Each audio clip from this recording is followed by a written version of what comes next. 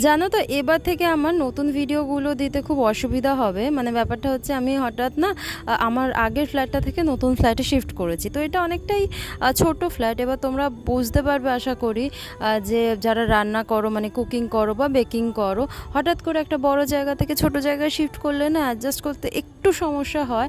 তোমরা আমার আপকামিং 2-3টে ভিডিওর পর থেকেই বুঝতে পারবে আমার নতুন সেট আপ বলাটা ভুল হবে, কারণ আমি এখনও পুরোপুরি গুছিয়ে উঠতে পারিনি। চেষ্টা চলছে যত তাড়াতাড়ি সম্ভব সব কিছু সেট করার।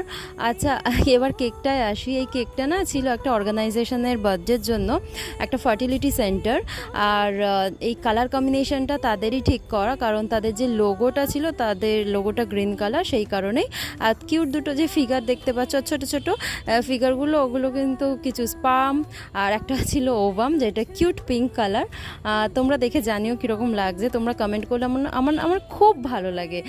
কীরকম লাগছে জানাতে ভুলো না। ভিডিওটা ভালো লাগলে অবশ্যই লাইক করে চ্যানেলটাকে সাবস্ক্রাইব করে আমার পাশে থাকতে একদম ভুলো না কিন্তু। আজকের জন্য টাটা, হর হর মহাদেব।